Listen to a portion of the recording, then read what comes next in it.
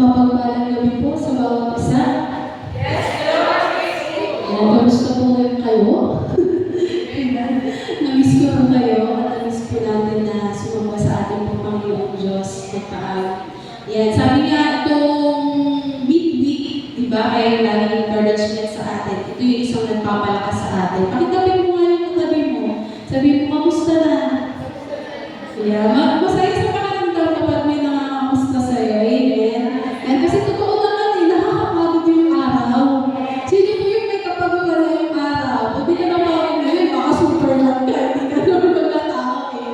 Pero salamat sa Panginoon, yan dahil meron tayong Diyos na kasama niya. At sabi niya sa kanyang mga salita na huwag mong alalahanin ang bukas. Diba? Hayaan mo na siya yung mag-alala para sa kanya. Kaya ano ba yung mga kabalisahan natin? Tagaling na natin yun. Bigay na natin sa ating Panginoong Diyos. At patuloy tayong magpasalamat sa kanya dahil sa bawat araw, siya ang kasama natin. Amen. Sama-sama nga po natin bigyan ng papuri na ating Panginoong Diyos. At patuloy natin itigtala na sa ating buhay, sa parang ating Panginoong Diyos. Tunay yan ang Diyos na kasama natin sa araw-araw. Hallelujah.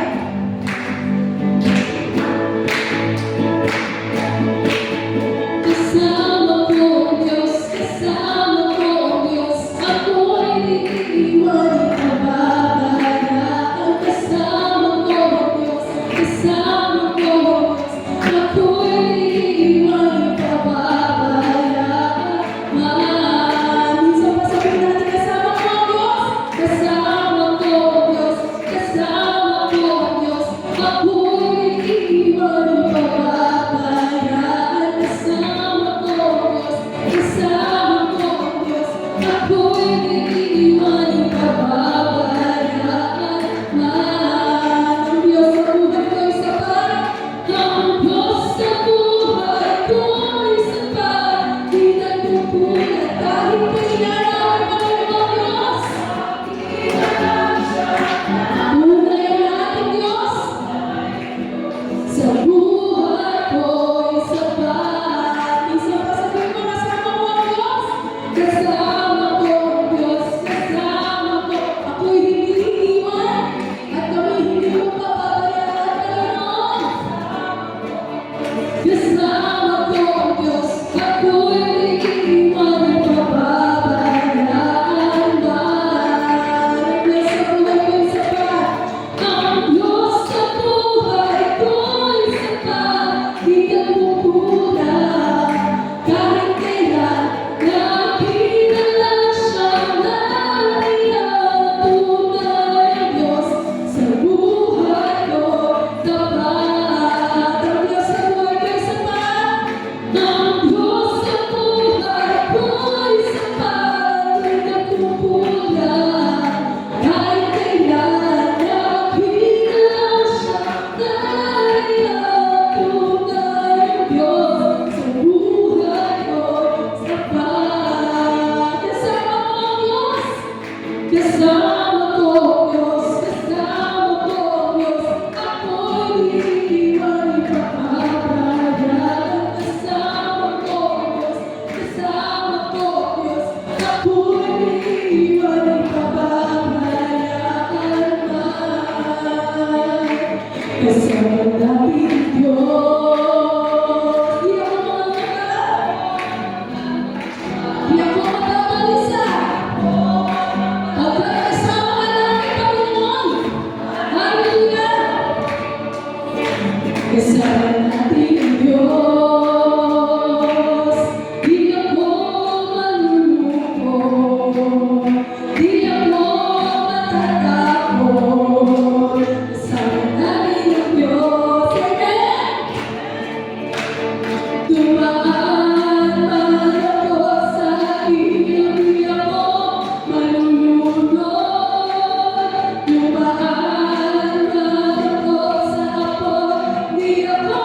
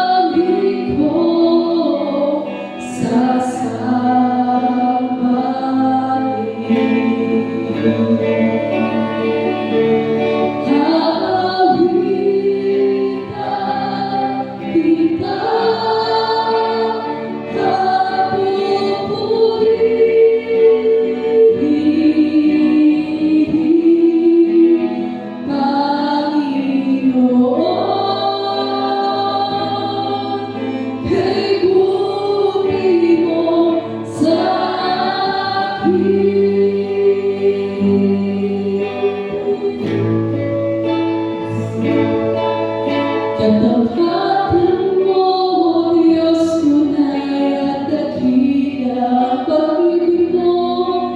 Ang pag-ibig mo na wagas at walang kapantay sa aming puso, sa aming buhay. Papuri at pagsambay, iaalay.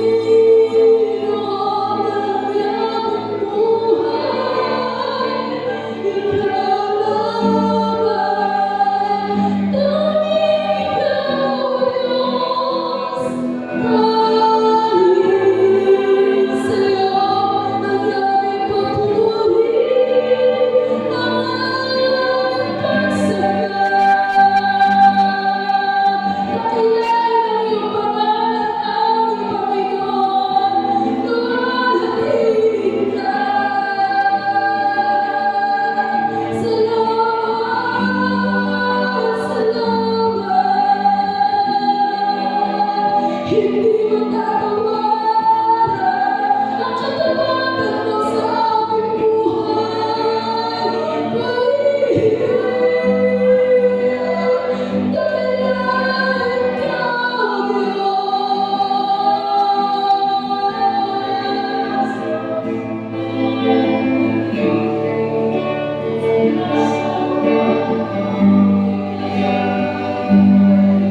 Masalamat sa iyo, aming Panginoon.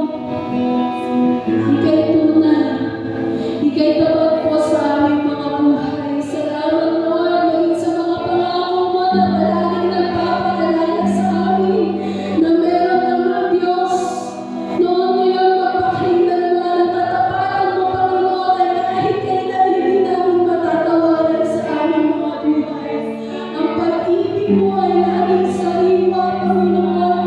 Kaya maraming salamat dahil nahanap kami ng pag-ibig na to. Yung biyaya mo sa aming Panginoon na siyang aming naliligtas sa bawat araw. Salamat po sa iyo, aming Panginoon. Tunay nga po na hindi natatapos dito yung aming pagpupuri habang meron kaming buhay, Panginoon.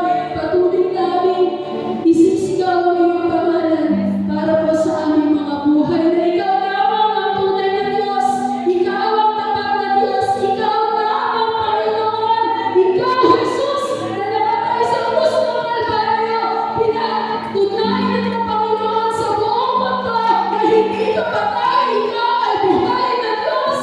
Ikaw, Panginoon, ay mananagumpay na Diyos. Kaya kami na mga anak mo kasama, Panginoon, sa biyaya na yan, sa katagumpayan na yan, Panginoon, na pinagkakaloob mo sa amin. Kaya patuloy, Lord, na samahan mo kami sa gabi po na ito. Ready na kami, Lord, na tanggapin mo yung mga salita. Maging kalakasan po namin ito, Panginoon, sa bawat paglakad namin. At alam namin, Lord, that there is an assurance na you will always be with us. Hindi mo kami iiwan. Hindi mo kami pababayaan. You are our Emmanuel. You are with us always and forever, Lord. Maraming salamat po sa iyo, Panginoon. Sa iyo ang kapurihan. Sa iyo ang alwalhatian. Sa iyo, Panginoon, ang kadakilaan. Ito po ang panalangin sa pangalan ng inyong anak na si Jesus. Amen and amen. Grabe po naman.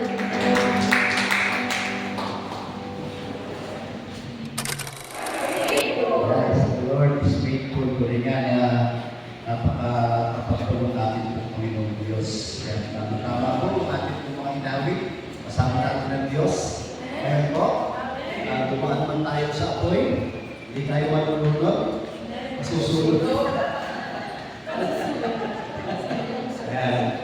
Dahil ang Diyos natin ay tapat. Yan. God is faithful. Yan. Kapag po ang ating pong pag-aaralan ngayong gabi po na ito. Yan. Ano po siya sa ating pong teksto na mula po sa aklat po ng Isaiah chapter 43 verse 2. Yan. Tagalog ba yan? Yan. Basahin niya po natin sabay-sabay yung sinasabi po sa aklat po ng Isaiah chapter 43 verse 2. Sige po tayo po lahat. Ready, go! Kapag dumaan ka sa malalim na tubig, sasamahan kita. Tumawid ka man sa mga ilog, hindi ka malulunod. Dumaan ka man sa apoy, hindi ka masusunog, hindi ka matutulog. Purihin po yung Panginoon sa pagbabasa po ng kanyang pong mga banal na salita. Salamat po, Panginoon, sa inyong mga salita na ito na aming pong pagtulay-tulayan ngayong gabi po na ito. Alam po namin na ito po ang Diyos na tapat sa buhay ng bawat isa po sa amin. Ano man po yung aming po mga pagsubok na pinagdadaanan po, Panginoon, mga naraanan po alam po namin, Panginoon, ikaw po ay tapat na sumasama sa buhay ng bawat iyong mga anak. Kaya naman po, Panginoon, sa gabi po na ito, patuloy na buksan niyo po yung aming po mga puso, aming po maisipan at patuloy na makusunod po namin yung nais na iparating sa buhay ng bawat isa po sa amin. Kaya naman po, Panginoon, gagawin niyo lamang din po kung di ng lalo yan ang iyong mga banal na salita ito po sa makita sa aking pong harapan. Salamat po, pagpapangang dalangin sa pangalan ni Jesus. Amen. Amen. Sa tunay nga, ang Diyos po natin ay tapat. Amen po.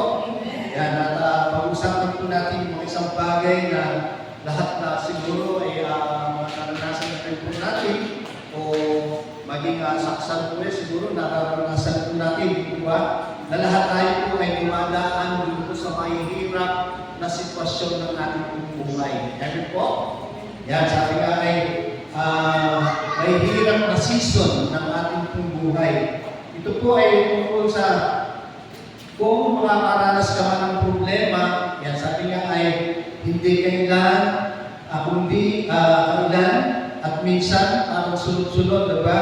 Parang sabi nga ay nakaraos ka na doon sa exam, meron na naman kasunod, diba? Pero purihin Panginoon dahil siya ay tapat sa bawat usap sa atin. Amen po? Na ano ba yung ating po mga pinagdadaanan, ano ba yung ating po mga nakatagpo o naikwento na mga problema sa buhay, yan, isipin po natin. Yan, sabi nga ay kasama natin yung ating po Panginoong Diyos. Amen po? Yan, kaya nga po, parang yung mga pinagdadaanan natin, yung mga sitwasyon ng buhay, sabi nga ay sunod-sunod, pero purihin Panginoon dahil nandiyan ka pa rin kapatid. Amen po ba? Na nandiyan pa rin tayo, na patuloy na naglilingkod, patuloy na nagpupuri maawit sa ating Diyos na buhay. Amen po? Yung po yung good Diyos. Kapag dumating po yung pagsubok sa bawat isa po sa atin, dapat alam po natin na hindi tayo nag-iisa.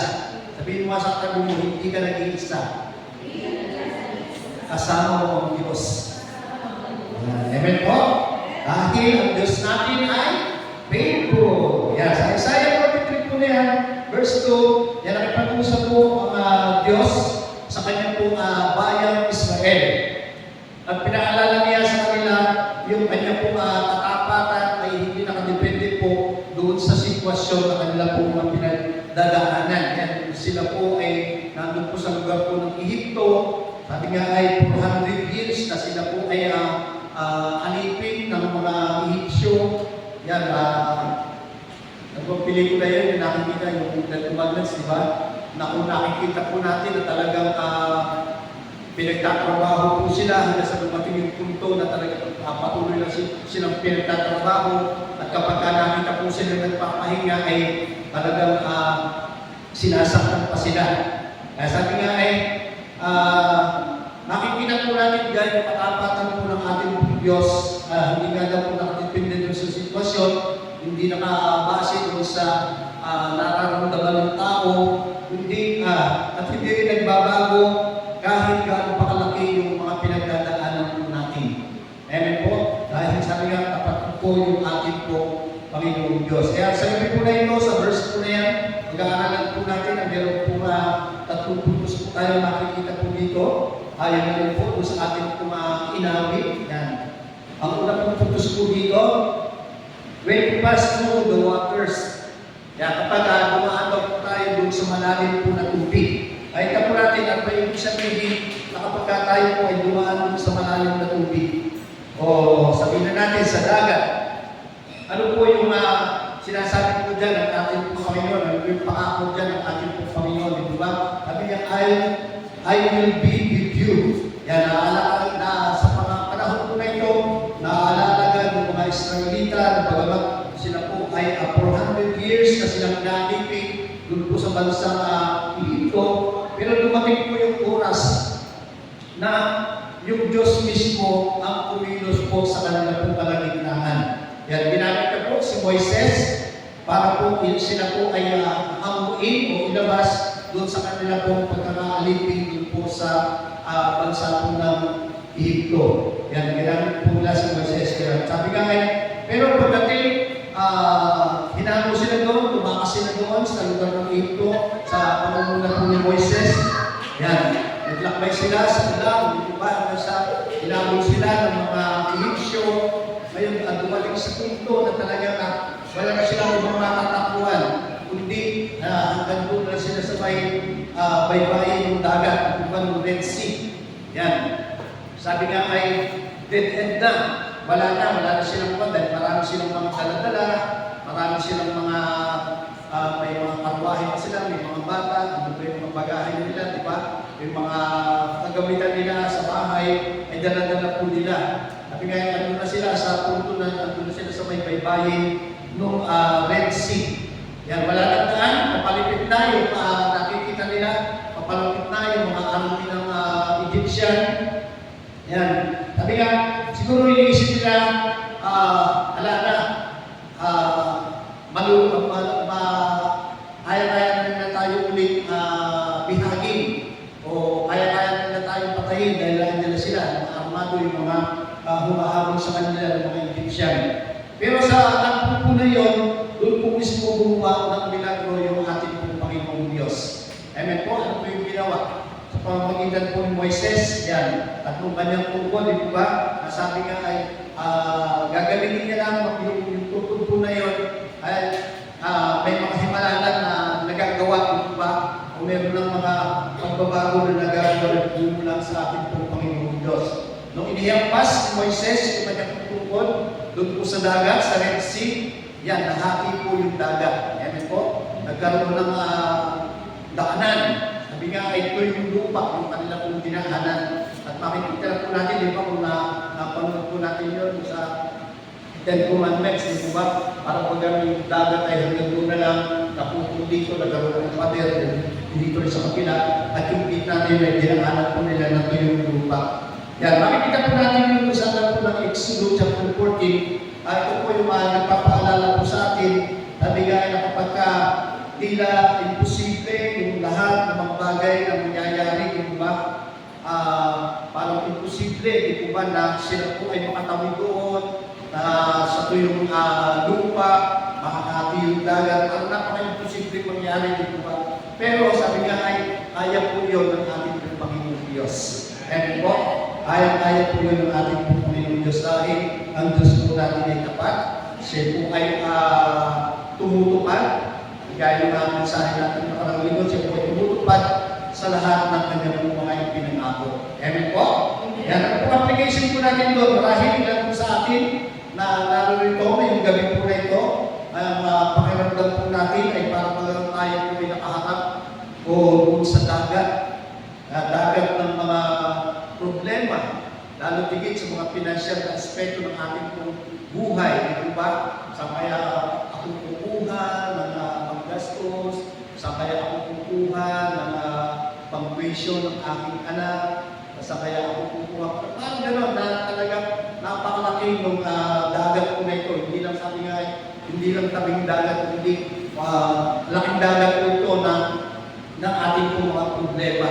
Maging sa ating pong mga pamilya, di ba kung saan meron pong conflict na nangyayari sa ating pong pamilya. Para bagang imposible na parang hindi na siya magkakaroon ng lunas o ng kalutasan sa mga pangyayari. Pero sabi nga, tandaan po natin, lagi po natin kasama ang ating pong Diyos. Amen po? Amen sa mga sakit. Yan. Sabi nga, tandaan po natin, lagi yung pangako po ng ating pong Panginoon, ang mga sitwasyon ng ating pong buhay, sabi nga ay sasamahan po tayo ng ating pong Panginoon Diyos. Amen po? Yan, sabi nga, hindi lang po yung salitang kung dadaan ka doon sa tubig, kundi kapag ka dumaan ka doon sa dagat ng mga problema, dagat ng hindi pagkakaunawaan sa ating pong mga pamilya, dagat ng mga sakit na ating pong nararamdaman, basta ang lagi po natin isipin, kasama po natin ang ating pong Panginoong Diyos. Amen po? Dahil alam ng Diyos yung ating pong mga hinaharap o yung ating pong mga sitwasyon sa buhay, at mayroon siyang magandang plano sa bawat isa po sa atin. Amen po? Yan. Pangalawang puntos po. Ay, basa na po. Yan. Kung tumawid man daw po tayo sa mga ilog, di ba? Yan, maalala po natin na yung mga tagapakinig po dito ni Isaias na makikita po natin dito po sa aklat din po ng Joshua chapter 3 nang tumawid po sila doon po sa ilog Jordan, di ba? Hindi po ito, mabasahin po natin yun, yung aklat po ng Joshua chapter 3, at masasabi po natin na hindi ito pangkaraniwan o isang simpleng paglakad ng kanilang pong ginawa. At sabi nga, yung panahon po na yun, sila po ay tumawid doon po sa ilog Jordan, Yan, sabi nga ay full harvest season. Meaning, yan, mataas po yung tubig, high tide, malakas yung agos ng tubig, may current. At sabi nga ay kapag nagtuloy-tuloy sila doon na high tide, tapos ay may current pa yung agos, ay talagang napakadelikado po nun. Amen po? Ngunit, sabi nga, sa sandaling lumampi, di po ba yung kanina po yung paa ko, yung mga namumuna, at lalo yung mga pinunong panik, yung po sa tubig, ano po nangyari? Yan, pinahinto po ng Diyos yung tubig po, yung agos po ng tubig doon po sa ilog Jordan. Diba? At isang himalatin po yun, na yung bansa po ng Israel, sila po ay tumawid din po doon sa tuyong lupa po, doon po sa tuyong ilog po ng Jordan. Yan, at pagkatawid po nila doon, yan, nagtayo po sila doon ng isang alaala. Ano po yun? Yung mga bato, di po ba, nag-impok sila doon, nagay sila doon, nakasabi nga para mga bantayo, o nag-ipot-ipot, nangaw sila ng mga bato, isinalansa nila doon, at kung mababasa po natin, sabi nga hanggang ngayon daw po, ay naroon po yun sa ilog Jordan. Yung inilagay po nilang palatandaan po na yun, sa pamagitan ng palatandaan po na yun, ay maipapakita nila, maipapaalala nila sa mga susunod nilang henerasyon na sila ay minsan dumaan po sa ilog Jordan po ngayon na sila po ay nakatawid ng tuloy po yung ilog. Amen po? Kaya po tinayo po nila yung bantay po na yung dito ng bato. Yan. Para daw po maalala ng mga susunod nilang henerasyon. Sabi nga ay na ang ibig sabihin, ang Diyos ay naroon, ang Diyos ay tapat sa lugar po na yun at sila po ay nakatawid at gumawa po yung Diyos ng daan ng way para po sila ay makatawid sa lugar po na yun ng ilog Jordan. Yan. Kailangan din po natin yung mga stone of remembrance. Sabi nga, mga alaala ng katapatan ng ating Diyos na buhay sa bawat isa po sa atin. Amen po? Yan. Sabi nga, isipin daw po natin yung mga sandaling binigay ng Diyos mo, tayo ay walang-wala. Yan. Ano kaya yun? Dumating na sa punto na talagang hirap na hirap ka, walang-wala ka. Ano yung ginawa ng Panginoon Diyos sa iyong buhay? Natutunan ang iyong kabalan. Yan, di po ba? Pero isipin daw po natin yung masandaling meron ang karamdaman ay bigla ka nalang gumaling. Amen po? Nakakatuwa po yung nangyari kay Pastor Alex, di po ba? Na marami nagpipray, hindi lang yung mga taga-Balanga, yung mga pastors, maging tayo bahagi ng pinagpipray po natin si Pastor Alex, di po ba? Halos naging isang buwan siya doon sa ospital. Pero nung siya po ay lumabas, di po ba, maging yung doktor is nagulat kung sa resulta ng kanya pong sakit na wala na pong nakita, walang sakit na nakita. Yan po sa para po sa kanyang buhay. Amen po? Kaya po si Pastor Alex, kailangan pa rin yung pagpapalakas ng kanya pong physical na pangangatawan. Yan, to Facebook, social media ay nakakapahagi din po siya ng salita ng ating po Panginoon. Amen po? Nagagamit ka yung kanyang social media para po siya ay magpapahagi ng salita ng ating po Panginoon. Ito ba't medyo mahina pa yung kanya pong katawang physical. Kaya patuloy po natin siya pag-pray na nawa sa ating pong revival night sa February 20. Yan, makasama po natin siya. Amen po, ang makikita po natin yung kanya pong malagayan, yung malakasan ng kanya pong physical ng pangangatawan. Kaya kailangan daw po natin na magtayo nga po ng mga stone of remembrance po na yun. Kaya yung ano kaya gagawin po natin o ano magiging alaala po natin na kapag po tayo ay nagtagumpay o gumaling kung ikaw ba ay may sakit. Yan. Ano po yung gagawin po natin, yung magiging remembrance po natin o yung alaala po natin na pagka yung mga panalangin po natin ay sinagot ng ating po Panginoon. Yan, bukod sa ating po pasasalamat, di ba? Ano ano kaya yung may iwan natin alaala sa ating po mga susunod na henerasyon. Yung ating po mga panalangin po na ito ay sinasagot ng ating po Panginoon. At tandaan po natin, ang Diyos po natin ay tapat noon at siya rin Diyos na magiging tapat ngayon. Amen po? Yan, mga tumuputos po namin. Pakibasa po. Yan, when you walk through the fire, dumaan daw naman tayo sa apoy. Ano sabi? Hindi daw po tayo susuraw, di po ba? Sinulat ko yan, Isaias, yung salitang ito, bago po yung kwento po ni Daniel, di po ba?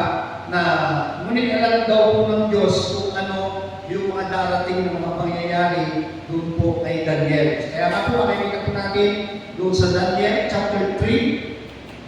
Kung mababasa po natin yun, sila Shadrach, Meshach at Abednego ay itinapon po, di po ba, doon sa maapoy na horno. Sabi nga ay hindi lang basta ganun temperature, sabihin natin nasa 200 degree Fahrenheit at triple pa yung init para iniligay sila doon dahil ayaw po nila na sumamba doon po sa ayaw nila at tumatabi silang yung po doon sa Diyos-Diyosan ng kanilang pong hari. Yan. At sabi nga, kahit na po ito ay pinanginit pa ng 7 beses na mas mainit, yan. Kung nangyari po doon, iniligtas po sila ng ating pong Panginoon. Amen po? Sabi nga ay kahit usok, hindi po nagkaroon ng usok o hindi din po sila nagkaroon ng amoy tapa o amoy salap, di ba? Na maging yung kanilang buhok, maging yung kanilang damit, di ba? Hindi man lang na ano. Dahil sila po ay sinamahan ng ating po Panginoon Diyos. Kaya po, kaya po yung mga fire o yung apoy, nagre-represent po ito ng ating po mga pressure. Yan, di ba? Napipressure tayo sa ating trabaho, napipressure tayo sa ating pag-aaral, mga kabataan po natin, di ba? Kung minsan talagang yan, naranasan po natin yan at sabi nga ay patuloy na magtiwala po tayo sa ating po Panginoon. Maging mga atake ng kaaway, mga persecution na ating po mga naranasan, mga trials na ating po naranasan, yan po, nire-represent po yan ng apoy. Kaya minsan, sabi nga ay alam po natin ang Diyos, di ba, na makapangyarihan sa lahat, maging yung bagyo, di ba, kanya po pinatigil. Ngunit sabi nga, minsan siya ay lumalakad kasama po natin doon po sa apoy na ating po mga pinagdadaanan. Amen po? Sa pressure, sa attack, mga away, sa persecution, yan talagang makikita po natin na tayo po ay sinasamahan ng ating po Panginoong Diyos. Amen po? Kaya po tayo, hanggang ngayon, narito po tayo, masaya po tayo ng lilingkod sa ating po Diyos na buhay. Amen po? Dahil kasama natin ang Diyos. Yan. Amen po? Yan. Ano po yung main truth? Yung natin po nakikita po dyan. Sabi, God's faithfulness in the past strengthens our trust for the future. Yan. Sabi nga yung ating pong pagtitiwala sa ating pong Diyos sa nakaraan ay pagtitiwala sa ating Diyos sa pinag-iwasan. Kapag daw po dinignan po natin yung faithfulness ng ating Diyos doon po sa Bible. Yan, kapag natinignan po natin yung faithfulness, yung kanya pong faithfulness sa buhay ng bawat isa po sa atin, yan, napapaalala tayo na isang napakasimpleng katotohanan. Ano po yun? God is not surprised by your situation. Amen po? Sabi nga ay, hindi daw po hindi nagugulat po yung ating pong Panginoon Diyos sa bawat sitwasyon na ating pong mga pinagdadaanan. Amen po? Sabi nga ay, dahil ano po yung ating pong pagtitiwala sa ating pong Panginoon. He already went before you. Yan, sabi nga ay, nauna na yung ating pong Panginoon Diyos para po sa atin. Yan, at paano nag-aalala siya ng paraan kung paano po tayo magtatagumpay. Yan, pinaplano na niya yung kalalabasan, ating pong mga sitwasyon sa buhay, o yung mga mangyayari po sa bawat isa po sa atin. your trials do not have the final say. Yan po ba na talagang ang ating po mga pagsubok ay sabi nga, hindi po ito yung uling makapagsasabi po na tayo po ay magiging talunan. Yan po ba? Na tayo po, sabi nga ay mga problema po na yan, ay talagang sasamahan tayo o tatagumpayin po tayo ng ating po Panginoong Diyos. Sabi nga, napakarami po. Sabi nga, your fear does not have the final say. Even your failures do not have the final say. And God has the final say. Amen po? Ang Diyos na talaga yung merong huling masasabi para po sa ating mga ginagawa pananalig, sa ating po ginagawa paglilingkod sa ating po Panginoon. So, dahil siya po kaya makapangyarihan at siya po yung mapagbigay ng Diyos, na pinoprotektahan niya yung bawat isang kanyang mga anak at wala talagang wala ang makatatayo laban sa ating pong Panginoong Diyos. Amen po? Yan, sa ating pong pagtatapos, conclusion and personal application. Yan, kaya ngayon, hayaan kong tanongin yung bawat isa po sa atin. Paano mo nakikita yung katapatan ng Diyos sa iyong buhay? Yan, tanongin po natin yung ating pong mga sarili. O pag-isipan po natin, paano kaya natin nakikita yung katapatan ng Diyos sa ating pong mga buhay. Yan, nalahanin po natin yung masandaling yun na tayo po ay patuloy na sinasamahan ng ating pong Diyos sa anumang sitwasyon ng ating pong buhay, dagat man yan ng problema, o pressure man yan, apoy man yan, ng maging sa mga persecution ng ating pong buhay. Kaya po natin ito na pagtatagumpayan, di po ba? Dahil matapat po yung ating pong Panginoong Diyos. Sabi nga, alalahanin po natin yung mga sandali po na yan. Dahil ang Panginoong Diyos na nagdala sa iyo sa tubig, na nagdala sa iyo sa ilog, at tumayo kasama mo sa apoy, ay ang Panginoong Diyos na nakatayo na kasama po natin ngayon. Amen po?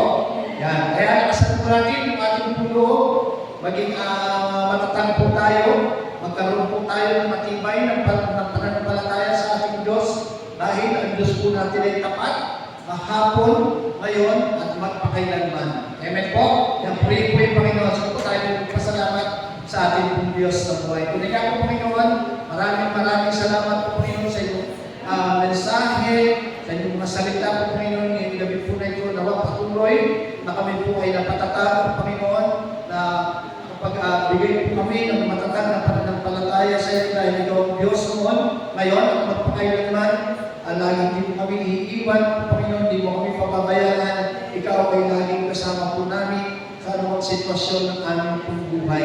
Kaya naman po Panginoon, patuloy Lord na ikaw po ang siyang Diyos na aming pong pinagtitiwalaan po Panginoon at patuloy na samahan niyo po kami sa araw-araw ng aming pong buhay. At dumaan na kami sa mga pagsubok, dumaan kami sa mga problema po Panginoon, alam po namin na ikaw po ang siyang aming pong kasama. Walang imposible sa iyo po Panginoon. Kaya naman po kayo sa inyo po kami nagtitiwala at nawa ikaw po siyang patuloy na magbigay po sa amin ng kalakasan ng aming pong pananampalataya. Salamat po po mga aming dalangin sa pangalan ni Jesus. Amen.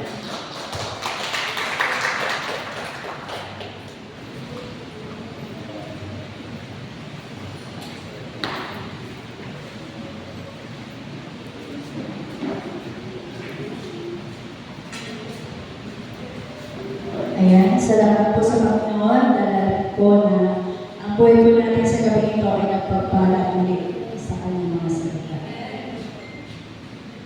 Ayan, nadako po tayo sa ating mga pananalanan.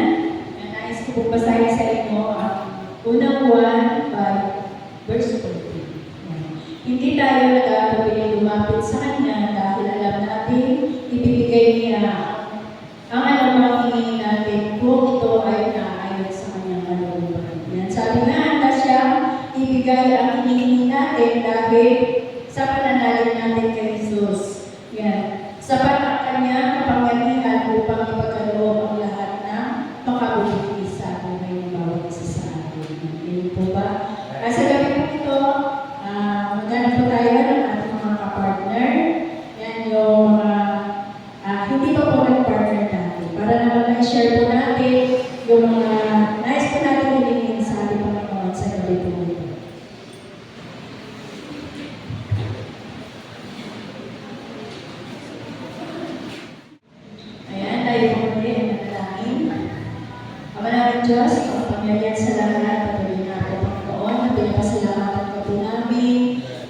pinagbabalikan ka po namin sa gabi ito. Salamat Panginoon sa katagpuyan ng aming mga pananalangin sa gabi ito. Mga personal na po namin itong mga pananalangin, mga prayer items, Panginoon. Lord, alam po namin, Panginoon, na wala kang pasan sa mga tinulog namin sa gabi ito. Kaya, Panginoon, patuloy ka po namin pinapasalamatan sa gabi ito. Alam po namin, Panginoon, na ikaw ang aming Diyos na sandigan sa lahat ng aming mga pangangailangan. Kaya salamat, Panginoon, maging sa biyaya na patuloy po namin tinatamasa sa bawat araw ng aming mga buhay. Kaya naman, Panginoon, sa oras na ito, kami din po ay magkabalik or maging daluyan din po kami ng mga pagpapalang ito upang magamit po ang buhay po namin sa lahat ng ikalalago po ng iyong bahay sa bahay. Kaya naman, Panginoon, sa gabi ito, magbabalik po kami ng nararapat para sa iyo, Panginoon. Pagbasbasan mo nga po ito, Panginoon, upang ito po ay maging kagalit-galit po sa iyong bahay sa bahay. Maraming salamat, Panginoon. Sa iyo po namin pinataas ang mga pinakamataas na papulit pasasalamat sa tanang mapagpalit pangalan ng Kristo Jesus. Amen.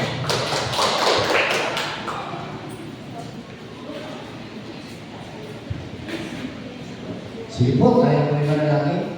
Ang maraming Diyos na makapangyarihan sa lahat ng ligawan ng Panginoon. Maraming salamat sa tagumpay na aming pagkakaroon sa ito.